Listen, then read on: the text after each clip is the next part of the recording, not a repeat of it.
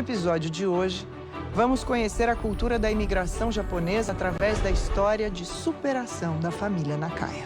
O grande sonho dos imigrantes japoneses era de enriquecer e voltar para o Japão. O Brasil que ele encontrou foi o Brasil na beirada de uma grande guerra civil. O grande fluxo imigratório dos japoneses que chegavam aqui aconteceu entre 1924 e 1934, quando eram integrados às fazendas de café. Os nossos costumes eram diferentes. Através de pesquisas e querendo ampliar o pequeno negócio, a família Nakaya começa a fabricar shoyu com matéria-prima brasileira. A cultura da época utilizava-se muito tempero. Além das diferenças culturais, o problema com o idioma e a alimentação se revelaram as maiores dificuldades de adaptação para a família. Até me lacrimejam. A gente tinha que vencer as dificuldades. Eles deixaram para trás a terra natal e desembarcaram aqui com muito mais do que seus pertences. Trouxeram a força de seus ancestrais e a coragem para começar de novo. Em diferentes épocas, colocaram o trabalho a serviço do sonho. Fizeram mais do que simplesmente lutar para sobreviver. Eles ergueram grandes empresas que ajudaram a construir a riqueza do nosso país.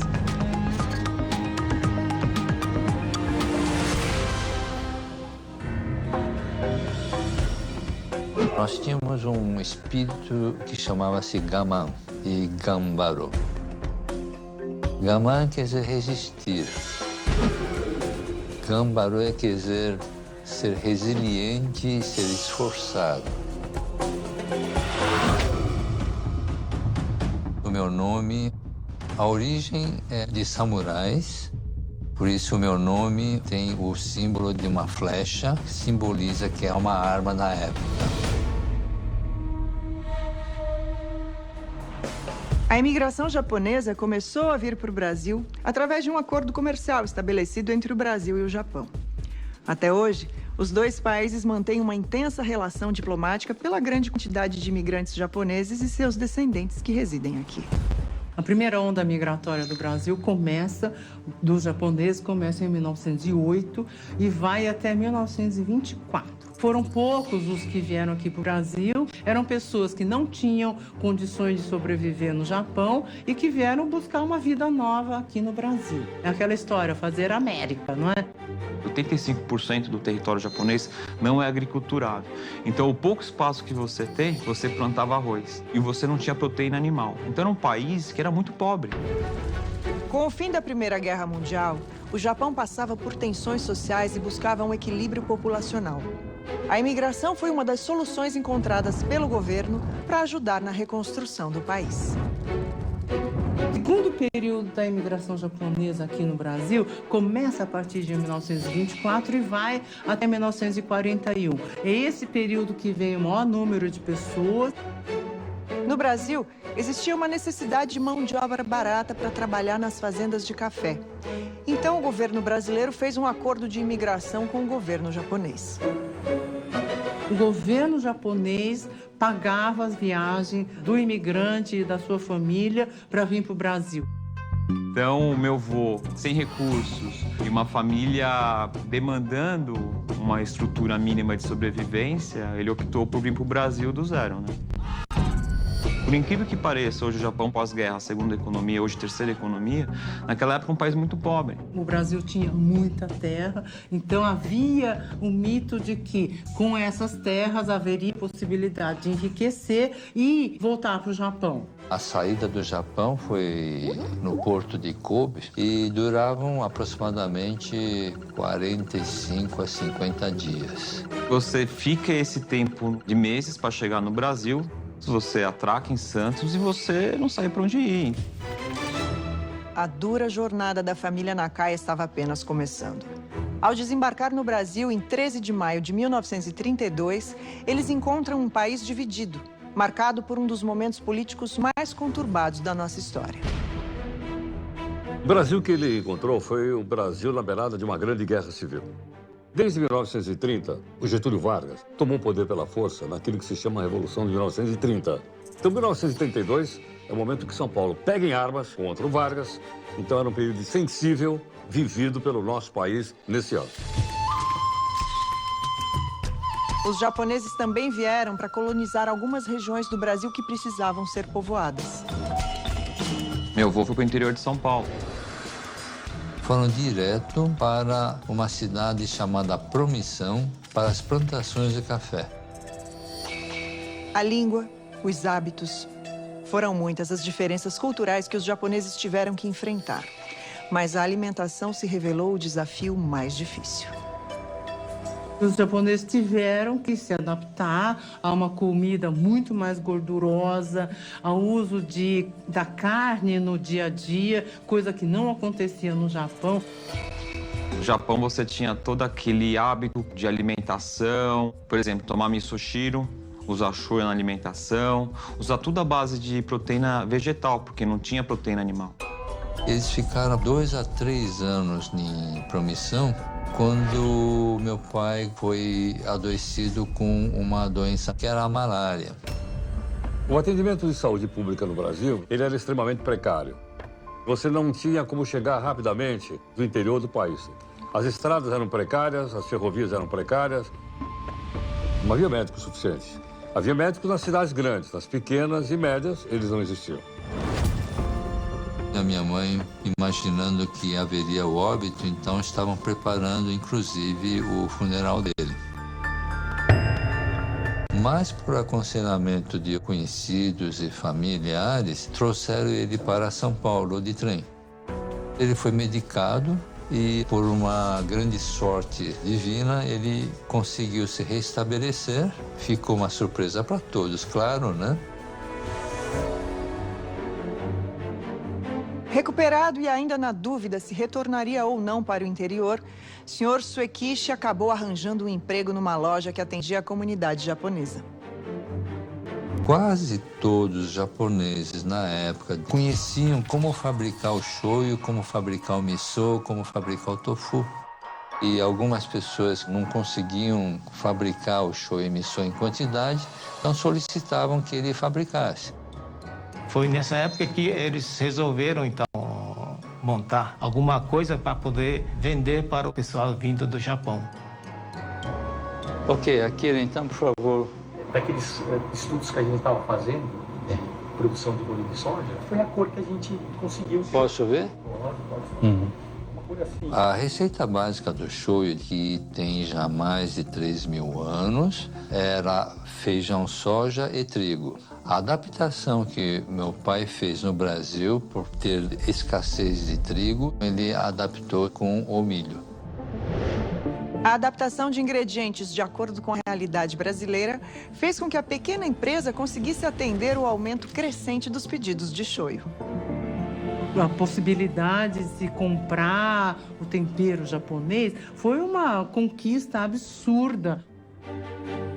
Em 1940, a família Nakaya inaugurou a fábrica. Uma fábrica de shoyu em São Paulo.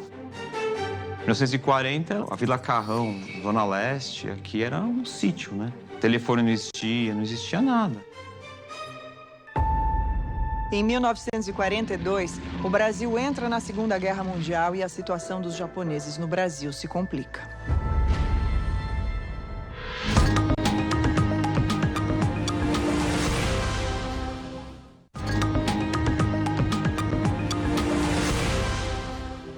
O grande sonho dos imigrantes japoneses ao chegarem aqui no Brasil era de enriquecer.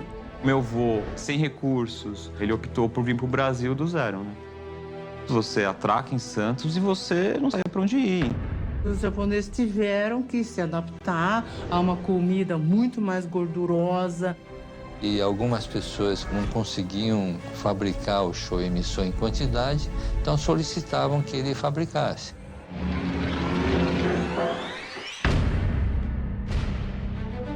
Em 7 de dezembro de 1941, os japoneses bombardearam a base americana de Pearl Harbor, fazendo com que os Estados Unidos entrassem para a guerra. Durante o período Vargas, o Brasil acabou se envolvendo na Segunda Grande Guerra Mundial. É bom a gente lembrar que o Vargas era extremamente simpático aos países do eixo, Japão, Alemanha e também a Itália. Mas por outras circunstâncias ele acabou sendo pressionado a entrar na guerra do lado dos Estados Unidos e, consequentemente, declarar a guerra ao eixo. Durante a guerra, os japoneses eram inimigos do Brasil. Não podiam circular livremente dentro do território brasileiro. Havia necessidade de um documento que se chamava salvo-conduto. Então, havia todo um trâmite burocrático para que alguém pudesse viajar de uma cidade para outra. Não se falava japonês em público, não se podia ter nenhum tipo de impresso em língua japonesa. Existiam, na época, algumas agremiações de descendentes que não acreditavam que o Japão tinha perdido a guerra. Essa organização clandestina se chamava Shindo Himei. Sua missão? Matar os imigrantes japoneses que tinham aceitado a derrota do Japão na guerra. Porque, na época, o imperador era um deus. Então, como é que um deus poderia perder a guerra? Eu nasci em 44. Após as aulas, a gente voltava e ajudava os nossos pais a selecionar a feijão soja, o milho. A maior parte das crianças viviam até os 7 anos falando japonês dentro de casa. Então, a partir do momento em que se matriculavam nas escolas, é que passaram a ter contato com crianças não descendentes de japoneses. E, evidentemente, as nossas cores, os nossos costumes eram diferentes. Então, tinha uma certa resistência de alimentação, porque eles não concordavam no consumo de peixe cru. Então, a grande parte dos meus colegas evitavam o convívio. Às vezes até me lacrimejam, mas a gente tinha que vencer as dificuldades, né?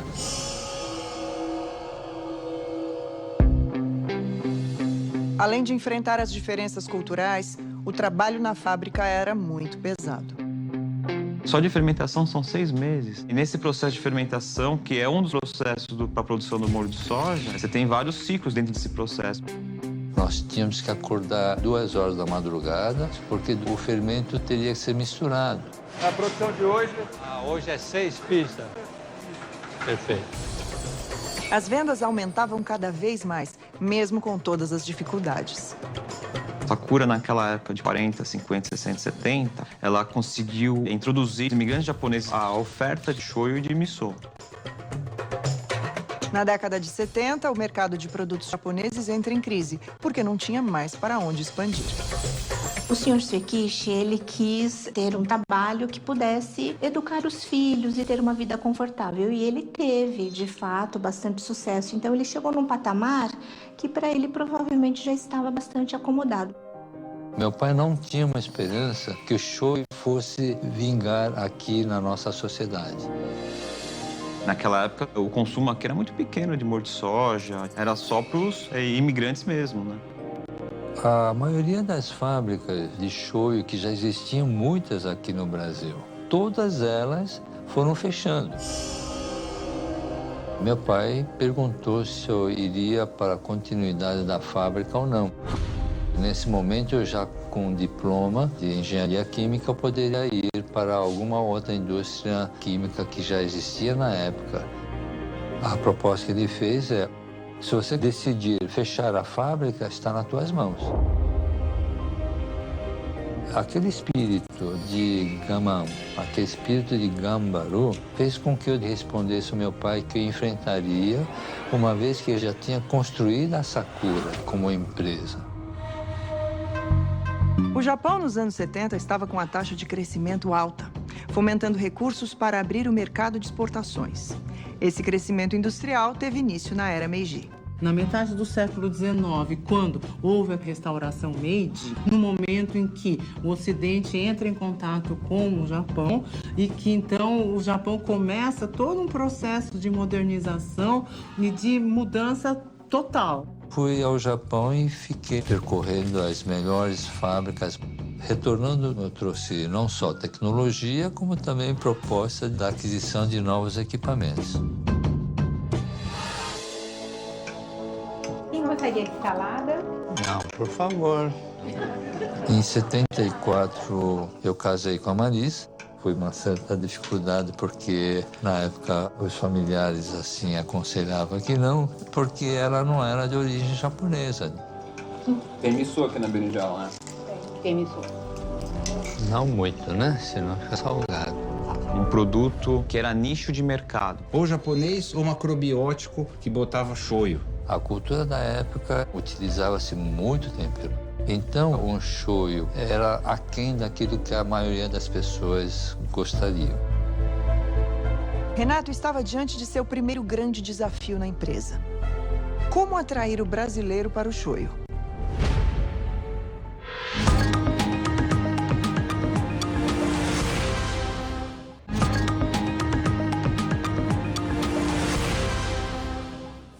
As nossas cores, os nossos costumes. Meu pai não tinha uma esperança que o shoyu fosse vingar aqui na nossa sociedade. Naquela época, o consumo aqui era muito pequeno de molho de soja. Ou japonês ou macrobiótico que botava shoyu. Um shoyu era aquém daquilo que a maioria das pessoas gostariam. Ele é formado em química, então ele fazia muitas pesquisas e foi aprimorando, né? Um produto alimentício, você precisa adaptar para a preferência da maioria das pessoas. Renato então ganha o paladar brasileiro ao encorpar o sabor do shoyu produzido no Brasil. Qual é a quantidade hoje? Quando o senhor Renato assumiu a empresa, acredito que ele tenha tido essa vontade de fazê-la maior do que ela era e, de fato, torná-la conhecida. O Brasil teve o seu pior período econômico na década de 80, chamado de a década perdida. Foi o período de crise da economia e aumento de desigualdade social. Por outro lado, o Japão vivia o auge de sua economia. As empresas japonesas brigavam para conseguir funcionários e muitos brasileiros Nikkeis imigraram para lá nessa época. Na minha infância, a inflação era galopante. Então, a Sakura era obrigada a comprar grandes estoques de soja e milho, porque no outro dia o preço já era outro. Nos anos 90, o Brasil teve uma virada econômica que favoreceu o crescimento da empresa. Por que várias empresas começam a expandir e crescer com o Plano Real? Porque quando ele estabiliza a moeda, a sua renda passa a ser aquela renda real. Ela não vai desvalorizada em 80% num mês, por exemplo. O meu professor de tecnologia sempre dizia, vocês podem fabricar o melhor produto, mas se você não dizer para a população que você tem o melhor produto, você não vai vingar. Diferente de uma empresa oriental, ela sempre foi mais comunicativa. Havia bastante propaganda no rádio. Ela não era exclusivamente destinada ao público oriental. A gente não pode pensar que só foi apenas nosso esforço. Teve o boom da culinária japonesa no final do século passado. Começou com yakisoba, sashimi, sushi. A saudabilidade da alimentação japonesa foi envolvendo toda a sociedade brasileira. Aí as pessoas passaram a se acostumar com esse sabor diferente. Então aquela, vamos dizer, receio de comer peixe cru já foi sendo ultrapassada. Quando um empreendedor como o senhor Suekishi vê uma oportunidade de negócio, a comunidade japonesa estava aqui, a comunidade japonesa não tinha acesso aos produtos que eles tinham no Japão e ele foi a pessoa que conseguiu enxergar essa oportunidade e criou a partir daí um negócio gigante como é a Sakura até hoje.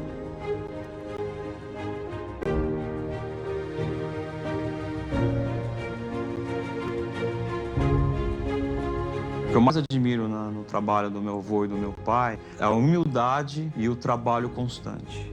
Existem sempre desafios, né? Mas o primeiro ele tem que ser encarado como uma oportunidade de você se desenvolver. Demorou décadas para que as coisas realmente se transformassem num produto de massa, né? A gastronomia japonesa faz parte, inclusive, do dia a dia de muitas famílias do Brasil.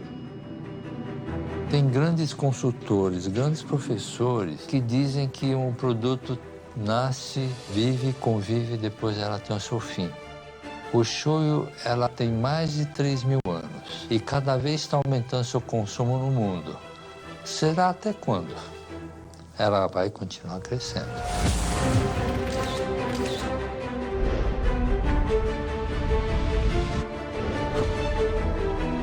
Nesses 110 anos da imigração, nós vemos que houve uma mudança do que são os japoneses na sociedade brasileira. A gente não seria o país que a gente não teria a diversidade que a gente tem, a gente não teria um grau de tolerância que existe aqui com imigrantes. Na verdade, somos todos imigrantes, menos os índios. Todos os imigrantes que vieram de todas as nações, eu creio que têm que contribuir para a formação de uma cultura brasileira. Os imigrantes japoneses viram sua terra natal ser dizimada durante as duas grandes guerras e vieram para cá em busca de uma vida melhor. Seus costumes, sua culinária e sua cultura conquistaram espaço na vida dos brasileiros.